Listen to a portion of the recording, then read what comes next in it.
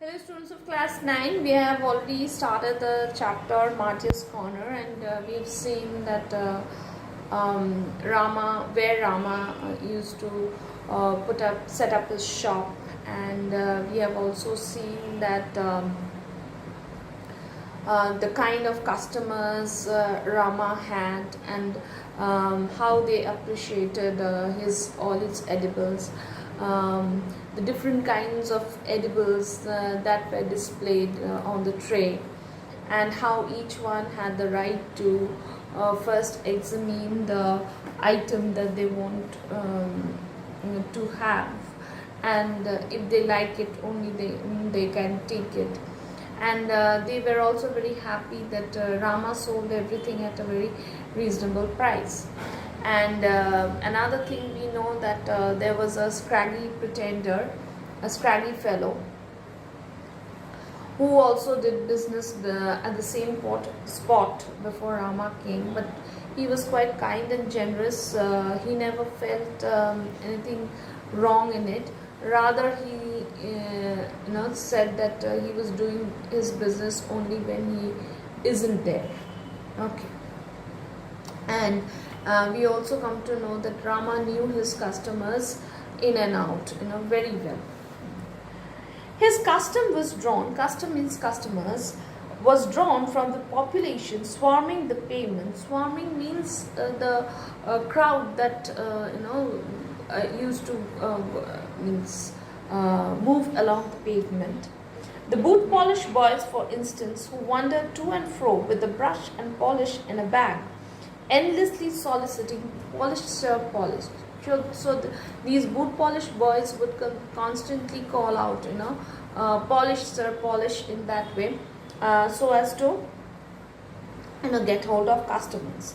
Rama had a soft corner in his heart for the waifs. When that's the poor, these children. When he saw some fat customer haggling over the payment. Haggling means, means you can say bargaining. Okay, no, I won't give you this. No, I wouldn't give that. Now, when you make a bargain about about the payment, or maybe about the charge.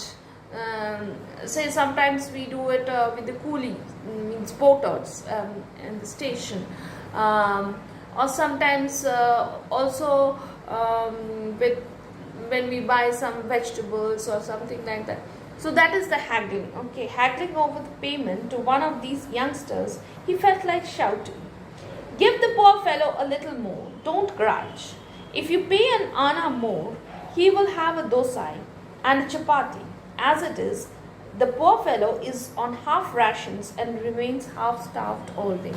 So, now Rama felt very bad when people would, when customers would bargain with these boot polish boys, because according to him, if they would give them an anna more, then they can have a dosai and a chapati, which would fill their stomach to some extent, because they were so poor that they couldn't even have 4 square meals a day.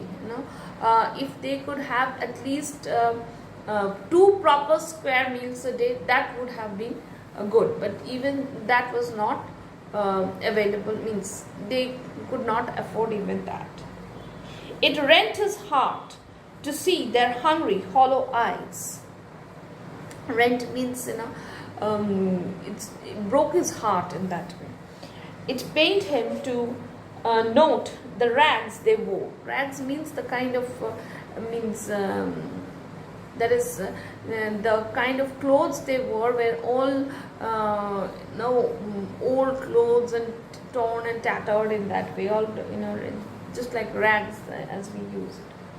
And it made him very unhappy to see the tremendous eagerness with which they came to him, laying aside their brown bags. But what could he do? He could not run a charity show. That was impossible. He measured out half glass of coffee, correct to the fraction of an inch, but they would cling to the glass as long as they liked. So these boys, as soon as Rama came, they would just throw their bags and they would eagerly come to him to have something. But Rama said that, I also could not give them more, because I was not also in a position to make any charity. I would measure for them the coffee, exact to the fraction of an inch, and they are, even after finishing it, they would just keep on licking the cup, licking the glass. Okay. The blind beggar who whined all day, would whine for alms all day in front of the big hotel. That is the beggar who used to beg. Okay, whine is the typical, way of the beggars for asking for money. So that is it. Brought him his part of his collection at the end of the day and demanded refreshment. And the grass selling women.